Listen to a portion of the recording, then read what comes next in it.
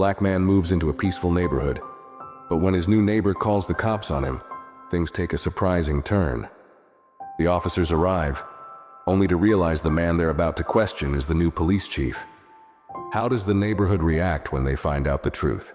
Before we start the story, comment below and let us know where you're watching from today. And if you enjoy this story, don't forget to hit that subscribe button. It was an ordinary Tuesday afternoon when James Walker arrived at his new home. A quiet house tucked away in a peaceful suburban neighborhood. The kind of place where neighbors waved to each other from their porches and kids rode their bikes down the street. James had just moved in. He was feeling good about the fresh start. He had been appointed the new police chief of the town just 2 weeks earlier, and this was his new neighborhood, the place where he hoped to build a future for himself. James, dressed neatly in a casual button-up shirt and khakis, stepped out of his car with a small smile. He had spent most of the day unpacking and setting up his new life. It wasn't a grand house by any means, but it was his, and it felt like the beginning of something important. As he made his way up the driveway, a figure watched from across the street. Mrs. Thompson, a longtime resident of the neighborhood, stood by her window, eyeing James carefully. She had seen him pull up earlier and thought something looked a bit out of place. She didn't recognize him, and he didn't look like anyone she had seen before in the neighborhood. To her, James didn't fit the image of what a typical neighbor should look like. She didn't know him, but it didn't matter. In her mind, something about him didn't feel right.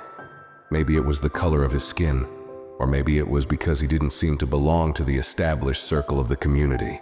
Whatever the reason, Mrs. Thompson made a quick decision, one that would change everything. Without thinking twice, she picked up her phone and dialed the police. Her fingers trembled slightly as she spoke, her voice tight with suspicion. "I think there's a man here, walking around my street. I don't know what he's doing, but it doesn't seem right. I've never seen him before. He's black, and he's acting strange. I think you should send someone to check him out." Mrs. Thompson's voice carried the quiet weight of judgment, and she didn't even consider the possibility that she could be wrong. After all, she had seen enough to make up her mind. Something was off, and she wasn't about to ignore it. Meanwhile, James was unloading a few more boxes into his house, unaware that the call had been made. He had no idea that, just across the street, a person was making an assumption about him based purely on his appearance. It wasn't until the sirens came into earshot that he began to notice something was amiss. James stood still for a moment, his hand frozen on the handle of a box. It wasn't unusual for the police to patrol the area now and then, but this felt different. The sirens grew louder and then stopped abruptly in front of his house. James turned to face the 2 patrol cars that had pulled up in front of his driveway. He watched as 2 officers stepped out, looking slightly unsure. One officer, a young man in his late 20s, glanced at James, who stood there calmly, box in hand, like he was just another homeowner going about his day. "Can we help you, sir?" the officer asked, his tone polite but guarded. James set the box down and smiled, trying to stay calm despite the unexpected encounter. "Actually, I'm the new police chief in town," he said, his voice steady. "I just moved in a couple of hours ago. Is there a problem?" The officers froze for a split second, clearly caught off guard. This wasn't the answer they had expected. The younger officer exchanged a quick glance with his partner, a middle-aged man who had been with the department for years. Neither of them seemed to know how to respond. James, sensing their confusion, explained further. "I was just unpacking when I heard the sirens. I don't know if this is about me, but I wanted to clear things up." He wasn't angry, nor was he upset. He simply wanted to resolve whatever misunderstanding had been caused. But the officers still didn't seem to fully believe him. Something about the situation didn't sit right with them, especially after Mrs. Thompson's call. They looked at each other again, unsure what to do next. One of the officers walked back to his patrol car and radioed in for confirmation. James stood there, waiting. The officers were quiet, the air thick with tension. It felt like an eternity, though only a few seconds passed. Finally, the officer returned to James, holding up his radio. "We've confirmed," the officer said, sounding both surprised and embarrassed. "You really are the new police chief." The silence that followed was heavy. The younger officer's face turned a shade of red, clearly realizing that he had been called to the scene based on a completely false assumption. He cleared his throat awkwardly, trying to mask his discomfort. The older officer, however, just looked at James, trying to figure out what to say.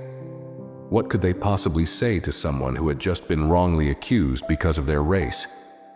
But the worst part was yet to come. Mrs. Thompson, the very person who had called the police in the first place, had been watching the entire scene unfold from her window. She had seen the officers pull up, seen James speak with them, and now she was standing there, frozen, realizing what she had done. The moment of truth hit her harder than she expected. She had made a decision based on a stereotype, and it had backfired in the most unexpected way. James, noticing her hesitance, took a deep breath. He wasn't angry at her. Instead, he saw an opportunity to do something bigger, to make a point without saying a word. It was a moment that would change the dynamic of the entire neighborhood. The situation was uncomfortable, yes, but it had the potential to open people's eyes in a way they hadn't been opened before. He knew it was important to show grace, especially when someone else's mistake was rooted in ignorance. The officers, awkwardly shuffling their feet, seemed ready to leave, but James spoke before they could go. "Just one more thing," he said calmly, looking at the officers, then turning his attention to Mrs. Thompson. "I think we all could use a reminder about the consequences of jumping to conclusions. I'm the police chief, but I'm also just a man, like anyone else. I hope this is a lesson we all take with us, because this could have ended differently." The scene left everyone in an uncomfortable silence, but it was just the beginning of something much larger. As the officers drove off, Mrs. Thompson stood there, still processing what had just happened. She had called the police, assuming she was doing the right thing, only to find out that the person she had accused was the very person now in charge of the law enforcement in her town. Her face was pale, her mouth dry, and for the first time in a long while, she was speechless. James, on the other hand, remained calm, composed, and surprisingly patient. He understood what had just transpired, and although he could have reacted with anger or frustration, he chose a different path. He wasn't going to let this situation go unresolved, not just for his own sake, but for the whole community. Within minutes, Mrs. Thompson approached him hesitantly. Her footsteps were slow, and her hands wrung together nervously as if she didn't know what to say. She came closer, the words barely escaping her lips. I didn't know who you were," she muttered, her voice shaky. "I'm so sorry. I made a mistake." James could see the genuine remorse in her eyes, but that didn't make her actions any less damaging. This wasn't just a case of an accidental misunderstanding. It was the result of deep-rooted assumptions and prejudices that ran through the very fabric of the neighborhood. She had made an assumption about him simply because of the color of his skin. He smiled softly, shaking his head, trying to make her feel at ease. "It's okay," he said, his tone calm but firm. "But you need to understand how harmful it is to jump to conclusions based on appearance.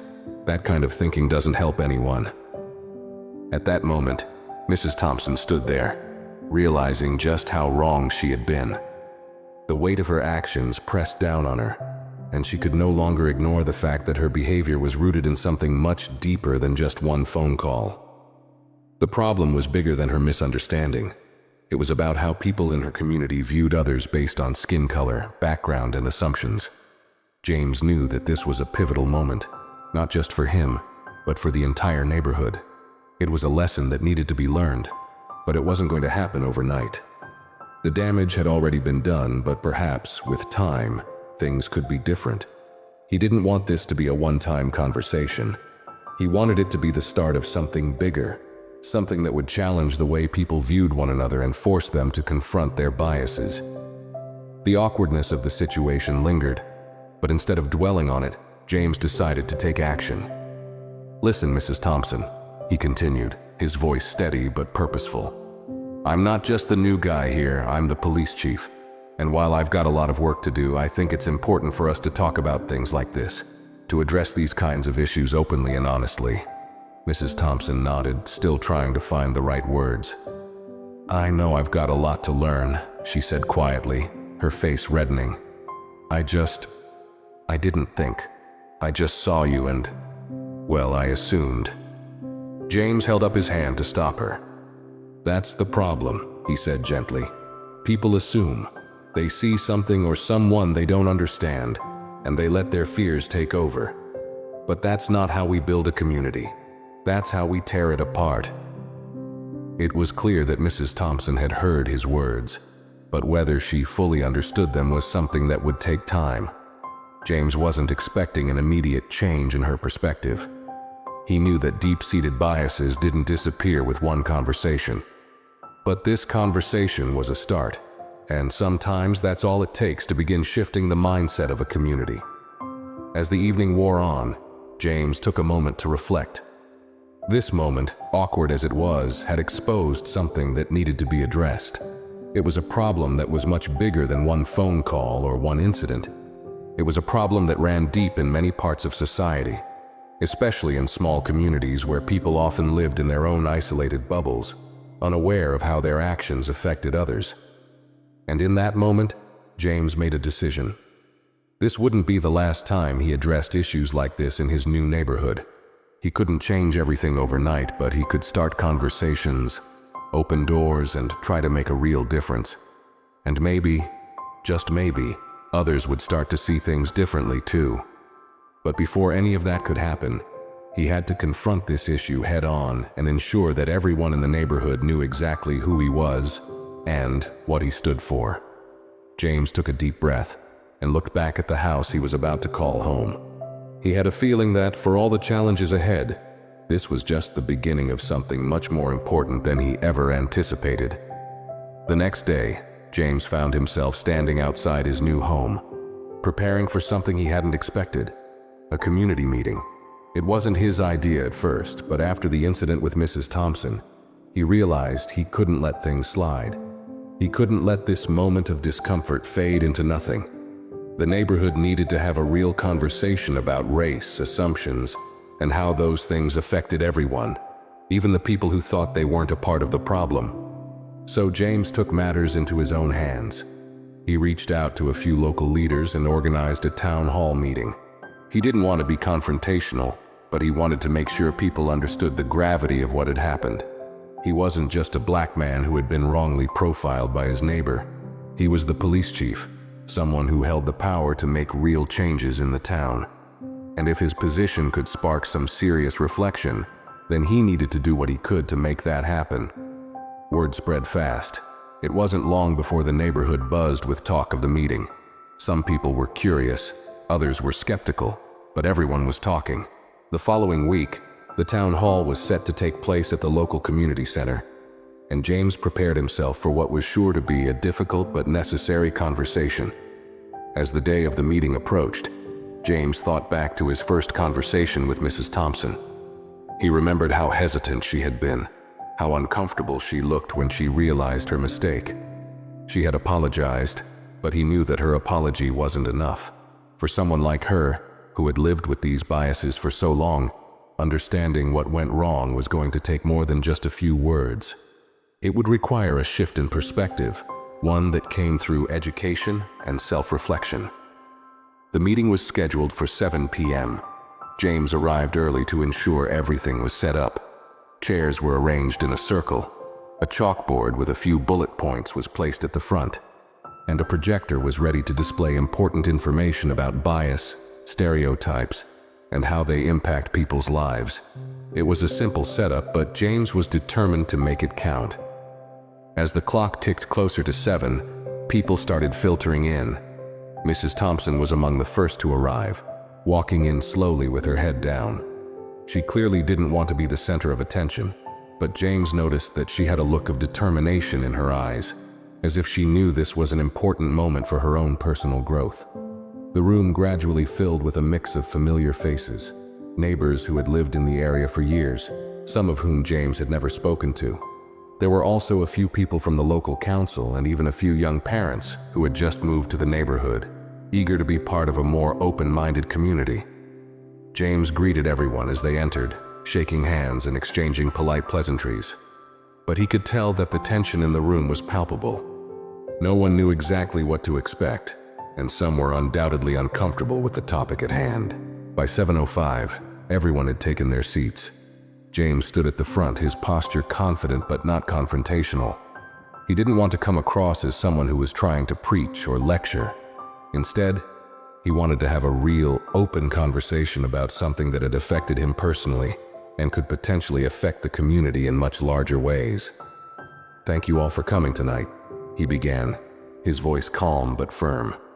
"I know this isn't an easy topic to discuss, and it might feel uncomfortable, but that's okay. The important thing is that we're here and we're willing to talk about things that are difficult. Yesterday, some of you might have heard about an incident with one of our neighbors.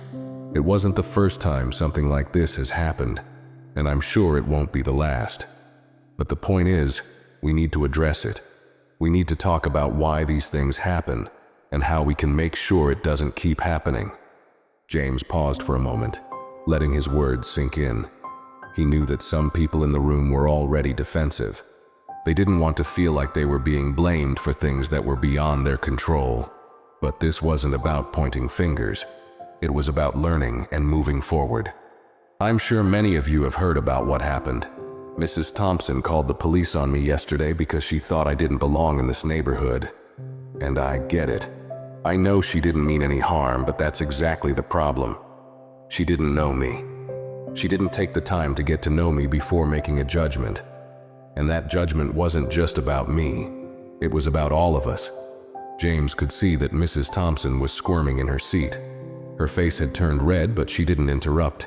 Instead, she sat quietly, listening. "I'm not here to call anyone out," James continued. "But we need to understand that these kinds of assumptions, whether we realize it or not, affect people's lives. They affect real people in real ways. And if we want to build a community where everyone feels safe and respected, we need to start by changing the way we think about each other." He let that last sentence hang in the air for a moment, watching the faces in the room. Some nodded in agreement, while others seemed unsure. But James didn't mind. This was just the beginning of the conversation. He wasn't expecting everyone to agree with him right away, but he was hoping to plant a seed. "We all have biases," James continued. "Some of them are subtle, and some of them are more obvious. But they're there whether we want to admit it or not. And it's not enough to just say, 'I'm not racist.' We need to actively challenge those biases and work to change them.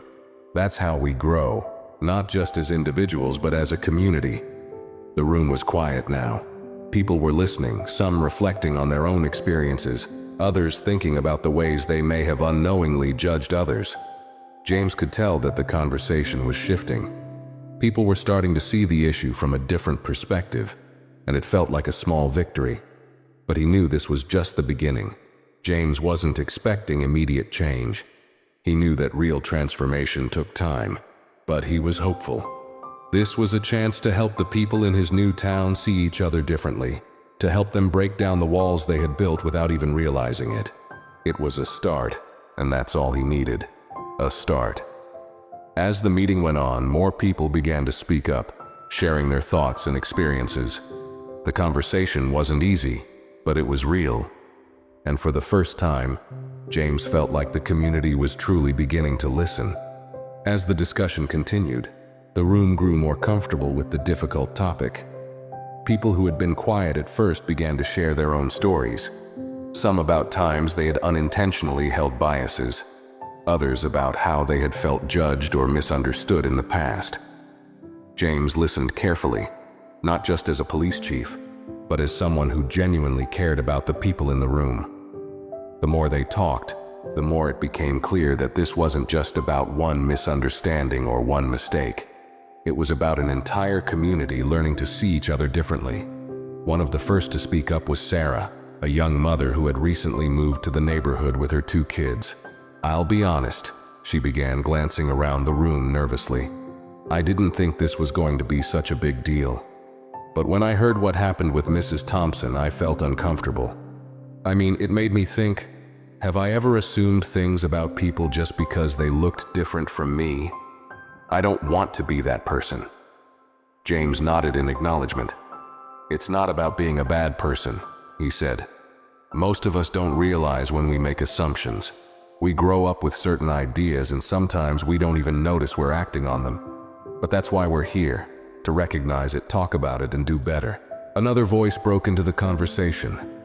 This time it was Rick, an older man who had lived in the neighborhood for nearly 30 years. I've lived here a long time and I've seen a lot of people come and go, he said. I can't say I've never had thoughts like Mrs. Thompson's. I've had my share of judgments too. But this conversation, it's making me think. We can't just keep pretending these things don't exist. The room fell quiet again, and James could feel the weight of the words hanging in the air. This was what he had hoped for. Real, honest conversation. It wasn't always easy, but it was necessary. Exactly, James replied. These aren't easy conversations, but we need to have them. We can't just ignore the problem and hope it goes away. We need to challenge ourselves and ask questions. Why do we feel the way we do? Why do we judge others based on things they can't control, like their skin color or where they come from? As he spoke, he could see people starting to think, starting to reflect. Some of the defensiveness from earlier in the meeting had begun to fade, but there was still tension in the air, tension that was slowly turning into understanding. James turned his attention back to Mrs. Thompson, who had been quiet for most of the meeting. She had her hands clasped tightly in front of her, her face still red, but there was a new look in her eyes, a mix of guilt and curiosity. She raised her hand, and when James nodded to her, she stood up. I want to say something, she said, her voice shaking. I've been thinking a lot about what's been said tonight, and I know I made a mistake. I don't want to be the kind of person who judges others based on their looks. I grew up with a lot of prejudices, but that doesn't mean I can't change. I just need to learn how. I'm sorry for what I did to you, James. I know it wasn't right. James smiled gently. Thank you, Mrs. Thompson, he said.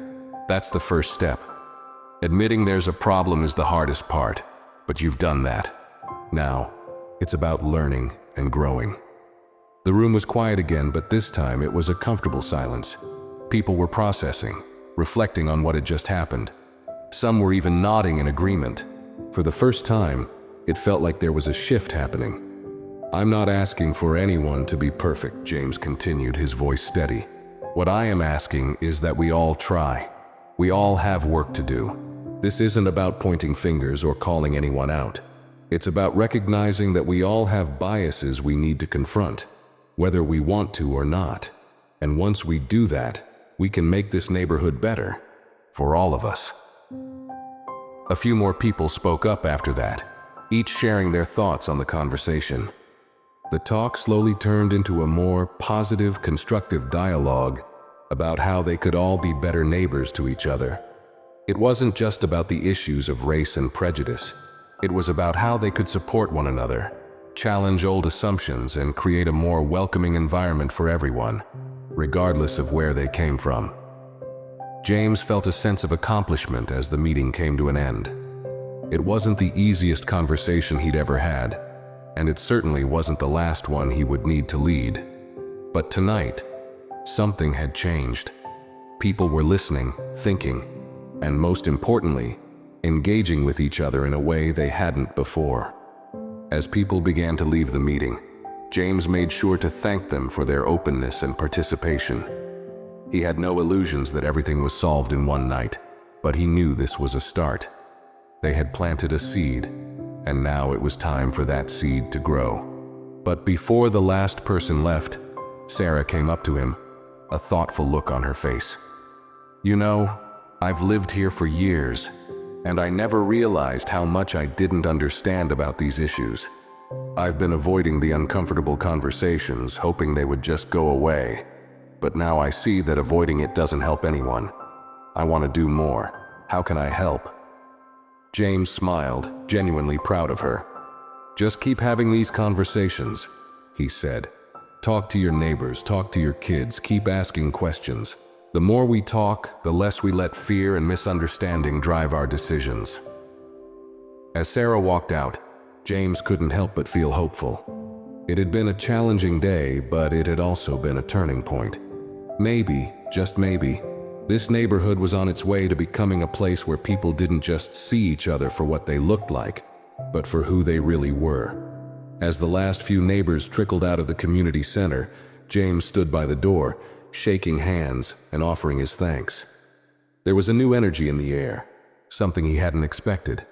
It wasn't just the usual small talk and polite smiles.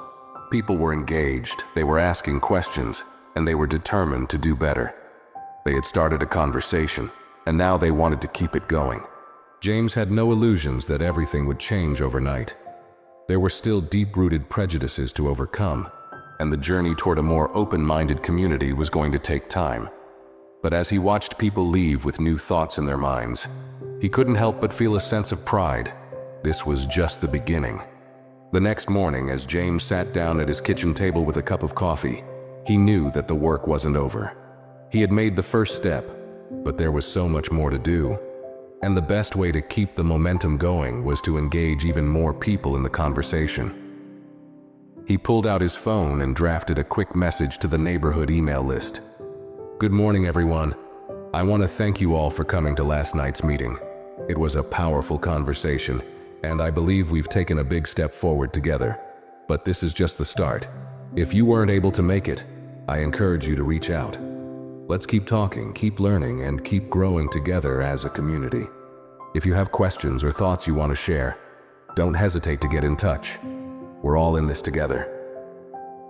James hit send, knowing that these kinds of outreach efforts were key to building trust and ensuring the conversation didn't end with one meeting. He also thought about ways to further foster openness in the community. Perhaps hosting smaller, informal gatherings where neighbors could get to know each other better, or organizing activities that encouraged people from different backgrounds to come together. But for now, he focused on the task at hand. There was still work to do, and he wasn't about to let this moment slip away. He knew that the first step was always the hardest, but now that the door had been opened, it was up to everyone to walk through it. James wasn't going to back down, and neither was the community. They had learned something valuable, and it was time to keep that lesson alive. He sent a follow-up reminder to his social media as well.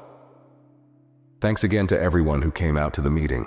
If you haven't yet, please subscribe to our community page and stay updated on future events. Let's continue this conversation, because when we work together, we all win. James knew that getting people to engage wasn't always easy, but if they kept talking and kept pushing the boundaries of their comfort zones, things would change. That was the kind of leadership he wanted to provide. Not just enforcing the law, but helping his community grow, evolve, and learn from each other. As he posted the message online, he couldn't help but feel hopeful. The road ahead wouldn't be easy. There would be setbacks, there would be difficult conversations, and not everyone would be on board. But one thing was clear: this was a community that was willing to change, and James Walker, along with everyone who had joined the conversation, was going to make sure that they did. If we want to make a difference, we have to be part of the solution, James said to himself, closing his laptop. And that starts with the people right here, right now. Over the next few weeks, the impact of that first town hall meeting began to ripple through the neighborhood in ways that no one had expected. While not every resident instantly embraced the changes James had hoped for, something had shifted. People were talking, thinking, and most importantly, questioning the assumptions they had once taken for granted. James continued to hold meetings, both formal and informal, where neighbors could sit down, share their thoughts, and ask tough questions. Slowly, a sense of understanding started to build between the residents. The community was becoming more aware of the unconscious biases that shaped their interactions, and that awareness sparked real change. Mrs. Thompson, who had been so embarrassed after the incident, became one of the most vocal supporters of James's efforts. She took it upon herself to educate those around her, acknowledging her own mistakes and encouraging others to reflect on their actions as well. It wasn't easy. and not everyone agreed with her newfound perspective, but she stood by her word, knowing that this was a process of growth for everyone, herself included. James, too, began to feel more at home. He wasn't just the police chief anymore. He was a part of the community, someone who had challenged the status quo and opened up a path toward healing. He kept in touch with those who had attended the meeting, offering support and checking in to see how things were going. And while the work was ongoing, he could see that the neighborhood was slowly transforming, one conversation at a time.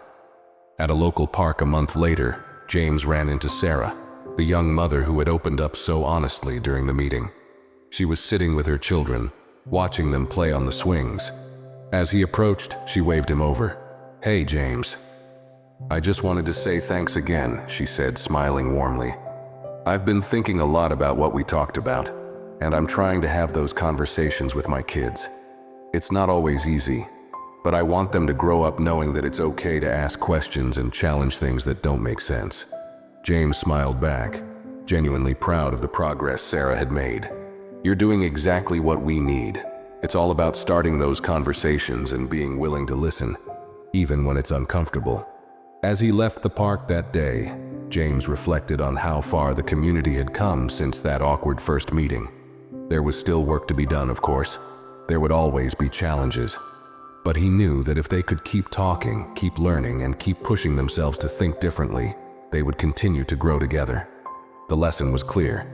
Change didn't happen overnight, but it started with one decision to face the uncomfortable truths, and to do so with an open mind. Mrs. Thompson, Sarah, and even James himself had taken that step, and together they were building a community where assumptions were questioned, empathy was encouraged, and growth was a shared responsibility. In the end, this story wasn't just about a misunderstanding between a neighbor and a new police chief. It was about how even the most difficult situations can spark meaningful change, as long as people are willing to listen, learn, and do the hard work of creating a better world for everyone. And as James walked back home that evening, he felt something he hadn't in a long time: hope. Hope for a future where people looked at each other with understanding, not judgment. Hope for a neighborhood that was learning, evolving, and, most importantly, standing together in the face of ignorance and prejudice. That, he realized, was the real power of leadership. It wasn't just about enforcing the law. It was about inspiring people to be better, to treat each other with respect, and to make their world a more inclusive place for everyone. And for James, that was just the beginning. As weeks passed, the neighborhood began to change in small but significant ways. The conversations that had started in that first meeting spread beyond the walls of the community center. People who had once avoided talking about race, bias, and assumptions were now openly discussing them in their yards, at the local coffee shop, and even at the grocery store. It wasn't always easy, and there were moments of tension, but the openness was growing, and that was what mattered. James often found himself reflecting on how much had shifted since that day with Mrs. Thompson. He remembered how he had stood in front of the group, unsure of how his words would be received. The discomfort, the awkwardness, even the defensiveness of some of the residents. All of that had felt so overwhelming at the time. But now, as he saw neighbors making an effort to connect, to reach out to each other and to learn, he realized that those difficult conversations were exactly what the community needed. It wasn't just about his role as the police chief anymore. It was about being a part of a larger, more inclusive movement that had started right there, in his own neighborhood. He had planted the seed, but it was the people who lived there, his neighbors, who had nourished it and made it grow. One evening, after a long day of meetings and paperwork, James sat on his front porch sipping a cup of tea as the sun began to set. He watched as the street slowly quieted down, with children running home for dinner and neighbors greeting each other from their driveways. It was a peaceful scene, but there was something different now, a sense of unity that hadn't been there before. People were more aware of each other, more willing to lend a hand or offer a kind word. That night, Mrs. Thompson knocked on his door. She had been a regular visitor since the town hall meeting, eager to keep learning and staying involved. She had started attending workshops on diversity, volunteering with local organizations, and even organizing small gatherings to talk about the lessons learned from the community conversations. "James," she said, smiling as she stepped onto the porch, "I've been thinking a lot about what you said at the meeting. You were right about everything, about how assumptions can hurt people even if we don't mean it. I'm still working on unlearning all those old habits, but I'm getting there." James smiled back, proud of her. "You're doing great, Mrs. Thompson. Change isn't easy, but you've shown a lot of courage. Not just in admitting your mistakes, but in taking responsibility and doing the work to grow." She nodded. "I've realized something. It's not just about me changing. It's about how I can help others understand too. The more we talk about this stuff, the more we open ourselves up to change. I'm just glad I'm part of it now." "Me too," James said, his voice warm with appreciation. "The real power of this community isn't in the rules we enforce or the laws we pass. It's in the way we support each other, the way we listen, and the way we challenge ourselves to be better. You're an example of that." As the evening went on, James felt a deep sense of fulfillment. The road to true understanding was long, and the challenges were far from over. But the community had made a real commitment to change. People weren't just agreeing with each other. They were evolving, growing, and rethinking their assumptions. That night, James sat on his porch for a while longer, feeling more connected to his neighborhood than ever before. He had faced the uncomfortable reality of prejudice and bias head-on, but more importantly, he had opened the door for others to do the same. And while it wasn't a perfect world, it was a world where people were willing to try. That was enough for now. Tomorrow he'd continue his work, leading, learning, and pushing for the kind of change that started with one conversation and grew into something far bigger than any of them had imagined. But tonight, he allowed himself to feel a sense of peace. It was the peace of knowing that together, they were all on the path to something better. As the stars began to twinkle above, James couldn't help but smile. The journey was just beginning, and he was proud to be part of it. As months went by, the small suburban neighborhood began to see the ripple effects of the conversations that had started with that one pivotal meeting. It wasn't just a fleeting moment or a one-time event. It was the beginning of a transformation that would have a lasting impact. People who had never spoken to each other before were now exchanging stories, sharing their experiences, and most importantly, challenging their preconceived notions about race, identity, and what it meant to truly be a community. One evening, James attended a neighborhood barbecue organized by a group of residents who had become more involved in these open conversations. He had received a few invites over the past couple of months, and this one was special. This time, the conversation wasn't just about food and fun. It was about the progress the neighborhood had made and the work still ahead. As he walked into the backyard, he was greeted by familiar faces. Sarah, who had continued her efforts to engage with her children about bias, waved him over with a smile. "Hey, James, glad you could make it. We've got some of our newer neighbors here tonight, and I've been telling them about the town hall meetings and how things have changed since then." James smiled back. "I'm glad to hear that. The more we talk, the more it sticks, right?" Sarah nodded, her eyes lighting up. "Exactly. I've seen so many of our neighbors start to open up in ways I didn't expect. Even Rick, who's usually quiet, has been getting involved in some of the discussions. And Mrs. Thompson, she's really taken to heart what we talked about at the meeting. I think she's going to try organizing a book club about racial justice next month." James couldn't help but feel a sense of pride. He had seen Sarah grow over the past few months, becoming a voice for understanding and change in the neighborhood. To hear that she was actively taking the initiative to include others, including Rick, a neighbor who had once been more hesitant, was a sign that the conversation was expanding, reaching deeper into the community. As the evening wore on, more people joined in, and James found himself surrounded by a group of residents eager to talk. There were discussions about how to foster more inclusive events, how to address uncomfortable topics without fear, and how to create spaces where everyone felt heard. People from different walks of life, with different perspectives and experiences, were sharing openly and honestly. One conversation in particular stuck with James. He overheard a group of neighbors, some older, some younger, talking about how the neighborhood had changed in recent months. "I've noticed more of us are speaking up now," one woman said. "People are less afraid to confront the things we've been avoiding for so long." "Yeah," another neighbor added. "Before, it was like everyone just went about their lives without really talking to each other. But now it feels like we're a real community, like we're actually seeing each other." James listened quietly, taking it all in. He had hoped for moments like this, moments when people didn't just go through the motions of community life but truly engaged with one another. It wasn't just about neighbors being friendly. It was about neighbors being present in each other's lives, understanding each other and supporting each other in meaningful ways. He looked over at Mrs. Thompson, who was deep in conversation with a group of younger parents.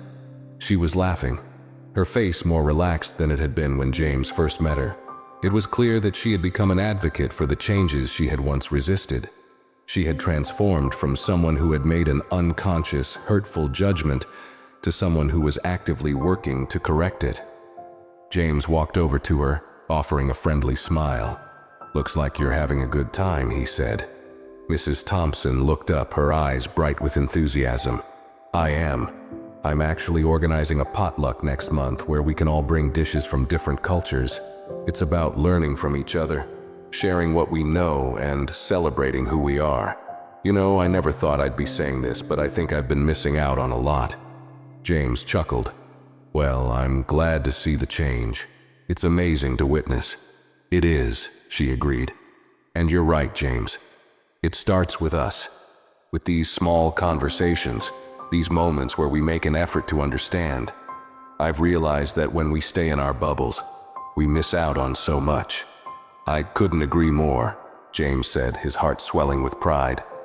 "That's exactly what we're doing here, breaking down those walls and making sure we're not just living next to each other, but with each other." As the night came to a close, James found himself reflecting on everything that had happened since that first awkward encounter with Mrs. Thompson.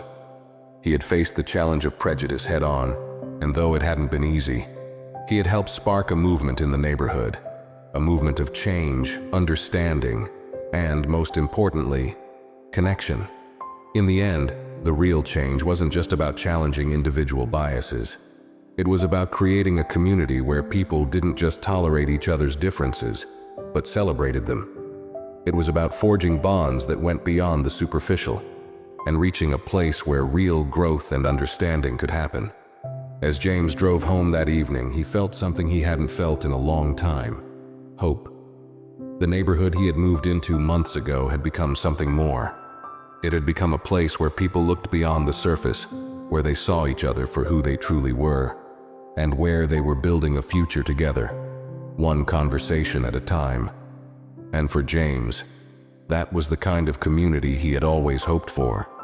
Despite the progress, James knew that the road to a truly unified community was never going to be smooth. It wasn't just about having a few good conversations or holding a couple of town meetings. Real change would be tested by time, by new challenges, and by the difficult, messy parts of human nature that didn't always want to budge.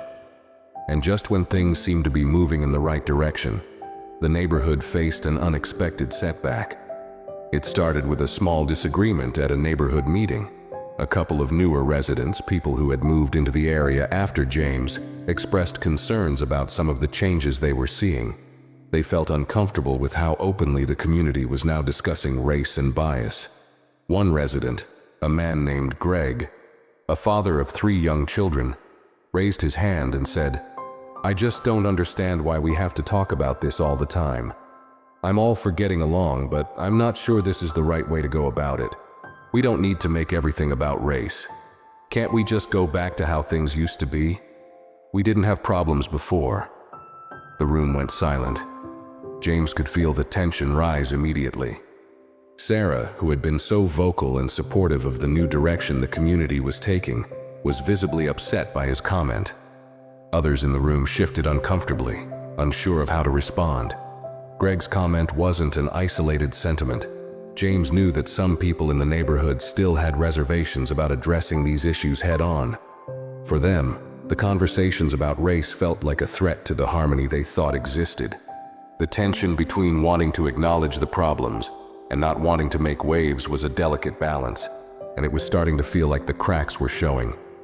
James, who had grown more comfortable in his leadership role, realized that it was in moments like this, moments of discomfort and pushback, that the true test of community would come.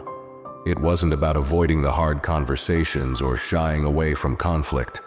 It was about creating a space where those who were struggling to understand could feel heard, while also reinforcing the importance of the work that still needed to be done. He raised his hand, asking for the room's attention. "I understand where you're coming from, Greg," James began, his voice calm and measured. "It can be exhausting to talk about these issues all the time. I'm sure it feels like we're opening up wounds that we don't want to deal with. But what I want to emphasize is that these conversations aren't just about focusing on problems. They're about creating solutions. They're about ensuring that everyone, no matter their background, feels welcome and safe here." There was a slight pause, and Greg looked skeptical but didn't interrupt. "I know it's uncomfortable," James continued, "and I know it's not easy to change the way we think, the way we act. But the truth is, if we avoid these conversations, if we ignore the issues at hand, we risk falling back into the same patterns of misunderstanding and division that we've seen for generations. We don't need to go backwards. We need to move forward. Together." The room remained quiet for a long moment. Some people nodded, others exchanged uncertain glances, but James could tell that the message had landed. This wasn't the first time he'd seen resistance to change in his career as a police chief, and he knew it wouldn't be the last. But this time, he wasn't alone. The foundation of understanding and compassion the neighborhood had built over the past few months was still strong. It was fragile, yes, but it was there. Greg, after a long silence, finally spoke. "I guess I never thought about it that way," he admitted, rubbing the back of his neck. "Maybe I've been a little too focused on what feels comfortable, rather than what's right." James nodded, his expression softening. It's easy to stay in the comfortable zone, especially when it feels like you're not part of the problem. But growth happens when we challenge that comfort. And it's not about making anyone feel bad. It's about making sure no one gets left behind. The rest of the meeting went more smoothly after that. People who had been hesitant began to speak up more, asking questions and sharing their concerns in a more constructive way.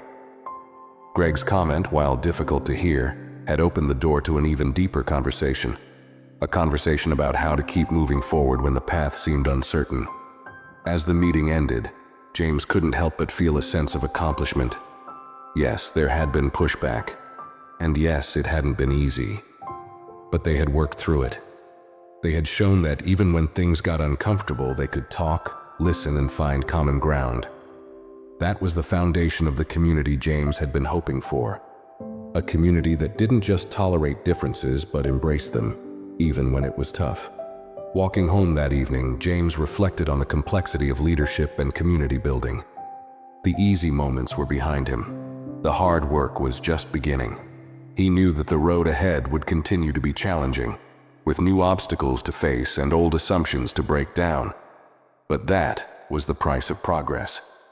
And he was ready for whatever came next.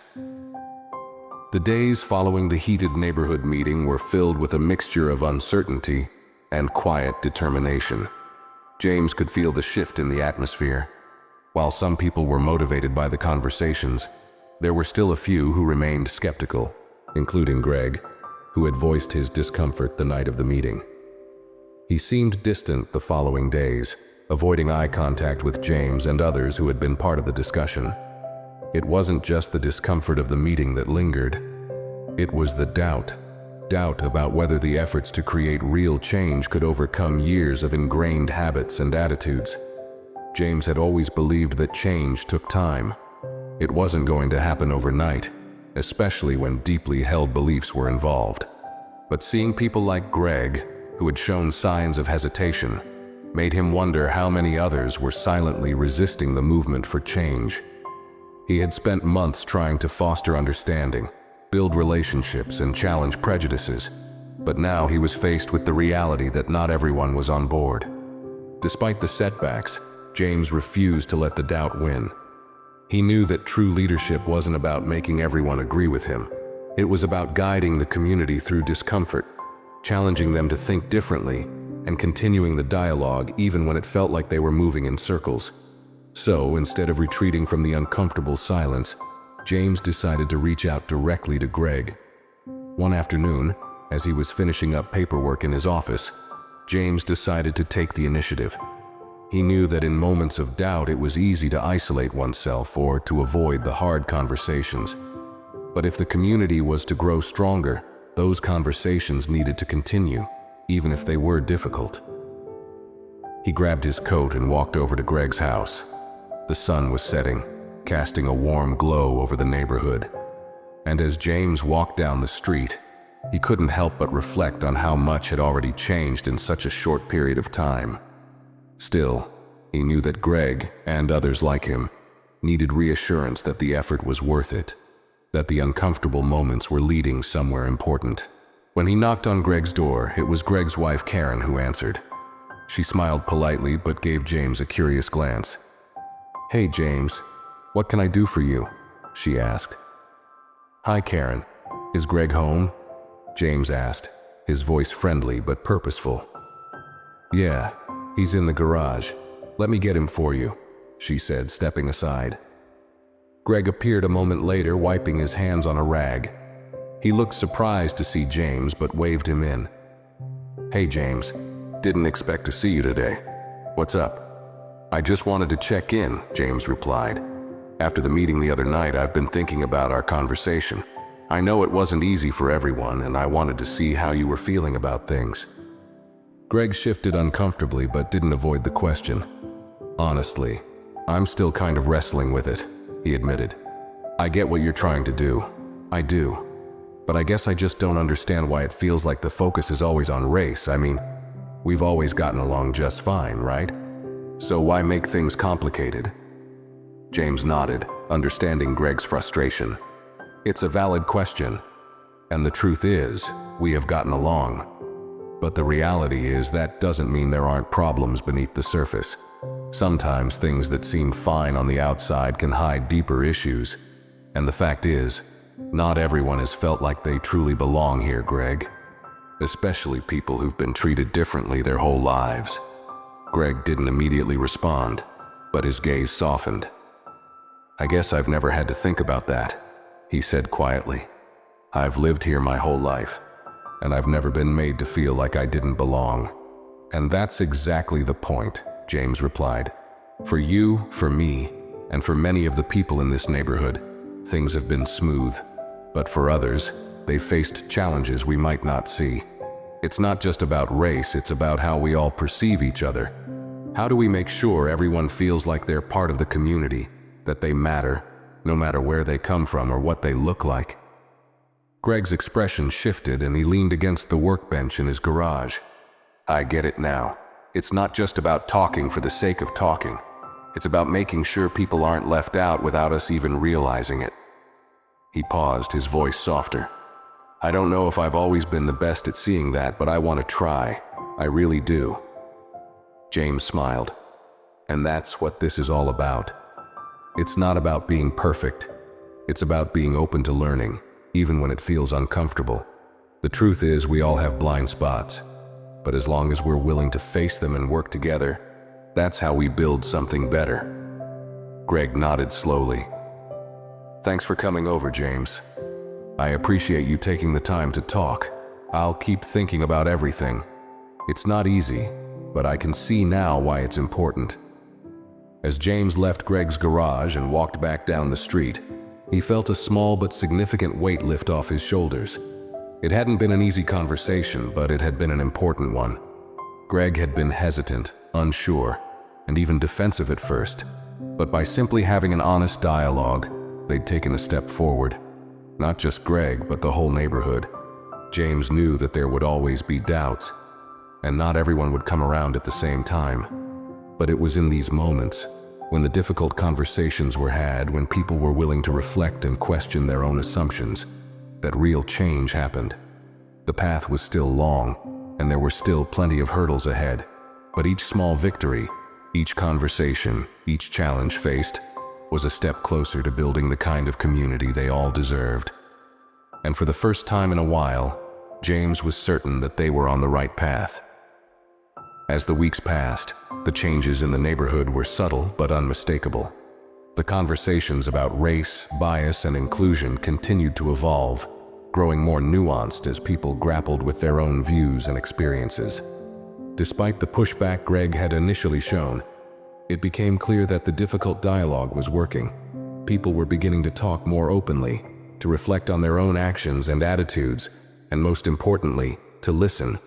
Greg, who had seemed distant at first, began to show up at more of the neighborhood gatherings, quietly listening, engaging in discussions, and offering his own perspective.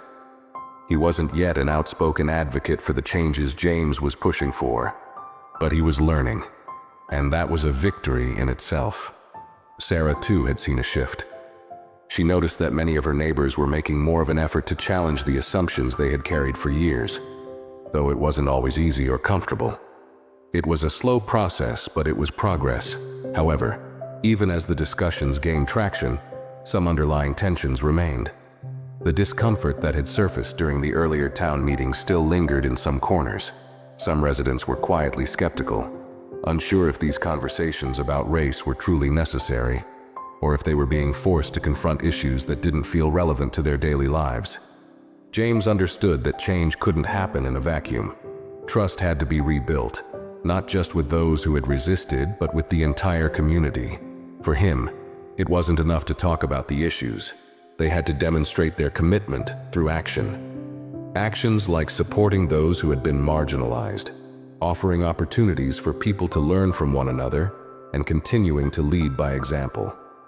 So, in the spirit of reinforcing the lessons they were learning, James decided to initiate a community project, a volunteer day where neighbors would work together to help improve the local park, a space that had been neglected for years.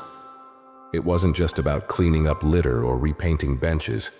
It was about bringing people together, making them work side by side toward a common goal, and using that shared experience to strengthen bonds. The event was a success beyond what James could have expected. As people painted fences, cleared debris, and planted flowers together, old barriers seemed to break down. It wasn't a grand gesture, but the simple act of working together on something tangible made a difference. It helped reinforce the idea that when people united, they could create something better, not just for themselves, but for the entire community. In the weeks following the park cleanup, James began to reflect on his own role in the ongoing transformation of the neighborhood. He had always seen leadership as a responsibility, not just a title. But now, in the face of so much change, he realized that leadership was more than guiding people through tough conversations. It was about showing up, demonstrating vulnerability, and being willing to make mistakes and learn from them. James had spent much of his life in law enforcement, where leadership was often defined by authority and control. But this was different. In this neighborhood, leadership wasn't just about telling people what to do. It was about creating a space for everyone to have a voice, to feel heard, and to have a stake in the community's future. The park cleanup had taught him a valuable lesson. It wasn't the speeches or the big meetings that brought people together. It was the quiet moments, the shared work, and the commitment to something bigger than oneself. It was the willingness to take action and show that everyone's contribution mattered. And it was about leading by example, staying humble, staying open to feedback, and remaining patient as the community worked through its challenges. James knew that there would be more tough conversations ahead. There would always be resistance, especially from those who felt like the changes were too fast or too uncomfortable. But he was beginning to see that the real strength of leadership came from the ability to keep moving forward, even when the road seemed uncertain, and from the ability to inspire others to keep going too. As he walked through the park one evening after the cleanup, he paused to look at the freshly painted benches and the kids running across the green space. There was something different in the air, something palpable. People were starting to feel like they truly belonged here, like they were part of something that was bigger than themselves. And in that moment, James realized that this was what he had been working toward all along. Not just a community that tolerated each other, but one that genuinely cared for one another.